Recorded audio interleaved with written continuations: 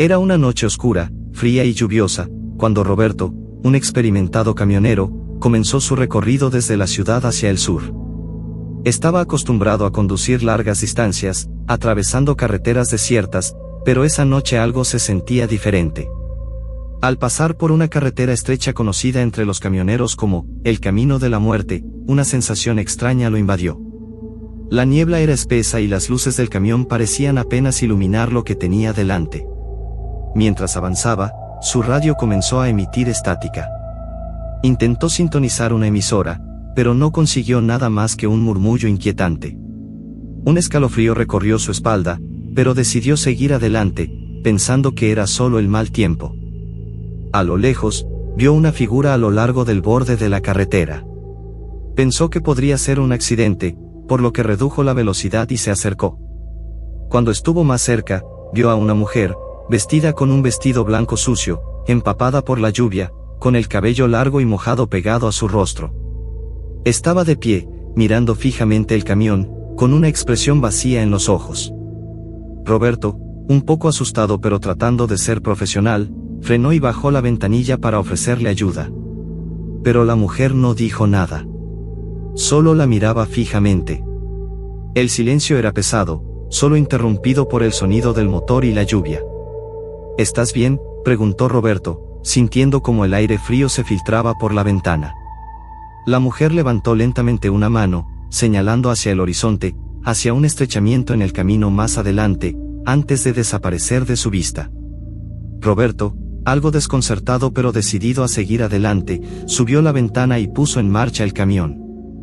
Sin embargo, al llegar a la curva que ella había señalado, algo extraño ocurrió. Su camión patinó en la carretera mojada y estuvo a punto de volcarse.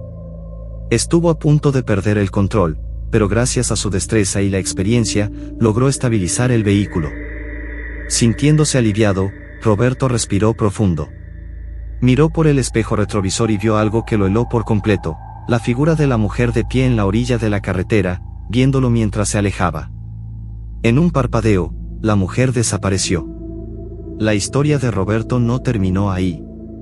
Años después, compartió esta experiencia con otros camioneros que frecuentaban la misma ruta. Sorprendentemente, muchos de ellos habían tenido encuentros similares con una mujer en el mismo tramo de carretera. Algunos hablaban de escuchar susurros en la radio, otros de ver luces extrañas, y otros simplemente sentían una presencia escalofriante. Con el paso de los años, se descubrió que esa carretera había sido escenario de un terrible accidente décadas antes. Una joven había muerto allí, mientras viajaba con su prometido, quien perdió el control del vehículo debido a la niebla. Algunos creen que el espíritu de la mujer vaga aún, esperando venganza o simplemente tratando de advertir a los que pasan por ese desolado camino. Cada vez más camioneros se negaban a tomar esa ruta por la noche, convencidos de que la mujer de blanco seguía ahí, esperando a su próxima víctima.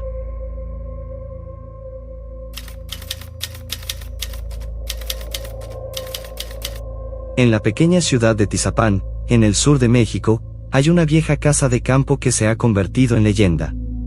Se encuentra en un rincón apartado del pueblo, rodeada por un espeso bosque y un campo de maíz que crece de manera desordenada. La casa está en ruinas, con sus paredes agrietadas y el techo caído en varias secciones.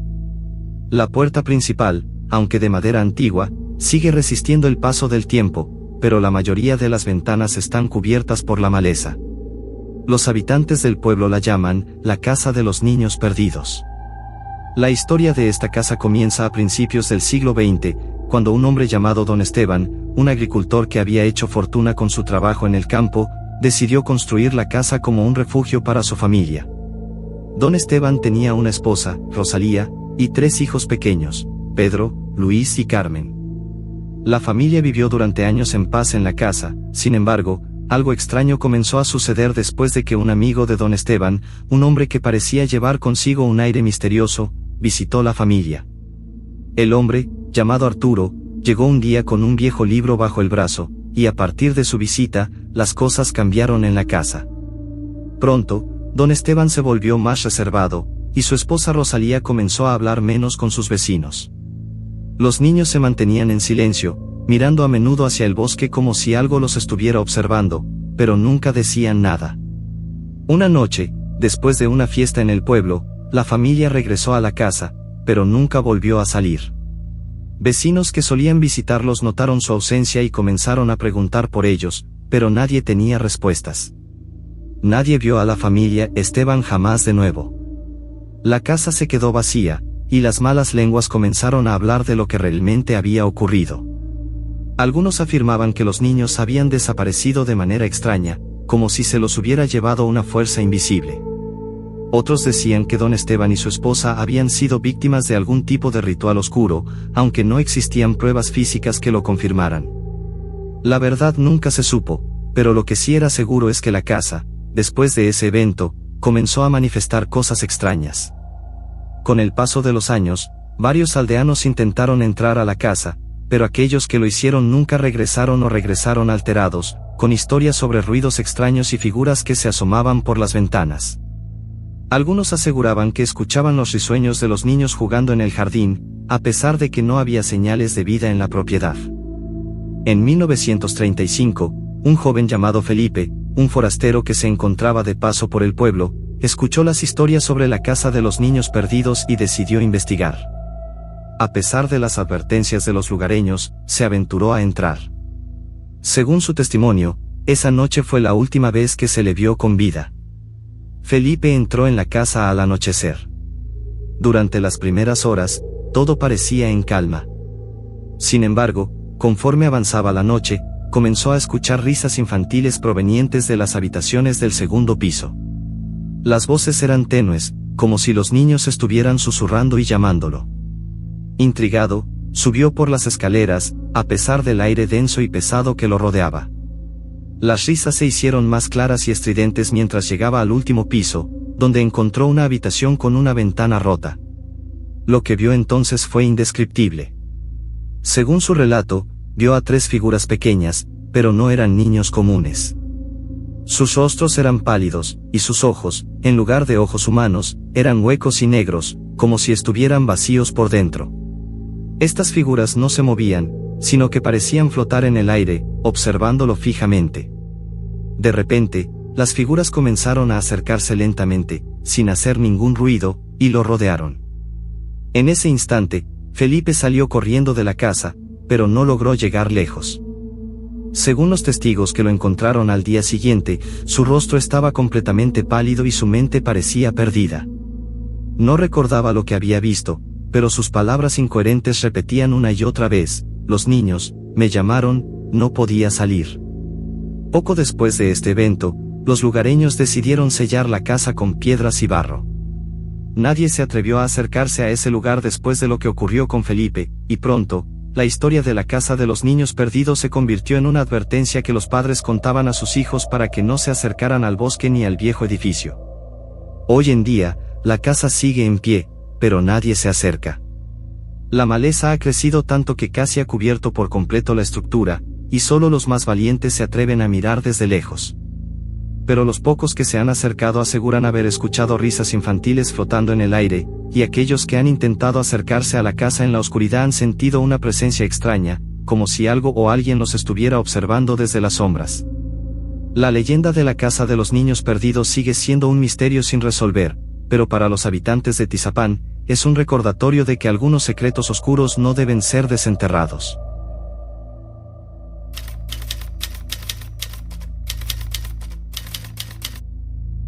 En la década de 1980, en un pequeño pueblo rural en el estado de Puebla, México, ocurrió una tragedia que aún sigue siendo un misterio y que se convirtió en una de las historias más aterradoras de la región. La familia Cañedo, una familia trabajadora y tranquila que vivía en una finca aislada, fue brutalmente asesinada una noche sin que nadie pudiera entender por qué. Los Cañedo consistían en el padre, don Gerardo, una madre cariñosa llamada Estela, y sus 3 hijos, Claudia, un adolescente de 16 años, Andrés, un niño de 9 años, y Laura, una niña pequeña de 5 años. Vivían en una casa grande, rodeada de campos de maíz y árboles frutales. Debido a su ubicación remota, rara vez recibían visitas, pero siempre mantenían un ambiente de hogar cálido y acogedor. Una noche, después de cenar, la familia se preparaba para dormir. Don Gerardo se encargó de asegurar las puertas y ventanas, mientras que Estela acunaba a Laura, la más pequeña, en su cama. Claudia y Andrés se retiraron a sus respectivos cuartos. Todo parecía en calma. Sin embargo, lo que ocurrió esa noche es algo que nadie en el pueblo olvidará jamás. Unos vecinos cercanos, al no ver a la familia al día siguiente, decidieron ir a su casa para comprobar si todo estaba en orden. Cuando llegaron, la puerta estaba entreabierta. Al entrar, se encontraron con una escena horrenda: la familia entera había sido asesinada de manera brutal. Don Gerardo y Estela estaban en el comedor, asesinados con múltiples puñaladas. Los niños, Claudia, Andrés y Laura, también fueron asesinados, pero de manera aún más macabra. Los pequeños fueron encontrados en sus habitaciones, con evidentes signos de tortura antes de ser ultimados. La policía llegó al lugar y no pudo evitar sentirse perturbada por el nivel de violencia. Lo más aterrador fue que, al principio, no se encontraron huellas de los asesinos, ni señales de robo, lo que hacía suponer que el ataque no fue cometido por ladrones. Sin embargo, lo que realmente aterrorizó a los investigadores fue el hallazgo de algo extraño: una serie de extrañas marcas en las paredes de la casa, como si alguien hubiera utilizado un objeto afilado para dibujar símbolos oscuros, mezclados con sangre, alrededor de las víctimas. Algunos policías llegaron a hablar de una ritualización del crimen, pero nunca se pudo confirmar nada. Las investigaciones iniciales apuntaron a que el asesino o los asesinos debían ser conocidos de la familia, ya que la casa no mostraba signos de haber sido forzada. Sin embargo, los interrogatorios a los pocos habitantes del pueblo no llevaron a ninguna pista concreta. La policía seguía sin encontrar ninguna explicación lógica. La teoría más escalofriante fue la que surgió entre los habitantes del pueblo. Algunos dijeron que la familia había sido víctima de una maldición, o que habían sido atacados por un culto oscuro. La leyenda más extendida era que la finca de los Cañedo se había construido sobre tierras malditas, una zona que según los ancianos del lugar había sido escenario de antiguas ceremonias paganas. Según los rumores, alguien que había buscado abrir las puertas de lo desconocido había desatado fuerzas malignas, las cuales, al final, habían cobrado la vida de los Cañedo. A pesar de los esfuerzos de la policía, nunca se resolvió el caso. Nadie fue arrestado por el asesinato y la historia de la familia Cañedo se convirtió en una de las más conocidas en la región, ya que la casa quedó vacía durante años, desmoronándose con el paso del tiempo. Las leyendas alrededor del crimen continuaron creciendo, y muchos aseguraron haber escuchado extraños susurros o visto luces inexplicables en la casa abandonada. En los años posteriores, el lugar fue objeto de varias expediciones de cazadores de fantasmas y curiosos, pero ninguno de ellos pudo encontrar respuestas. Algunos de los que intentaron adentrarse en la finca nunca regresaron, y otros hablaron de presencias inquietantes que los acechaban, como si las almas de los Cañedo nunca hubieran descansado. Hoy en día, la finca de los Cañedo sigue siendo un lugar desolado y envuelto en misterio. A pesar de que muchos la han visitado, el recuerdo de la familia asesinada persiste, y se rumorea que quien se acerque demasiado a la casa puede escuchar, en las noches oscuras, los lamentos de los niños que fueron asesinados allí, junto con los ecos de las voces de don Gerardo y Estela.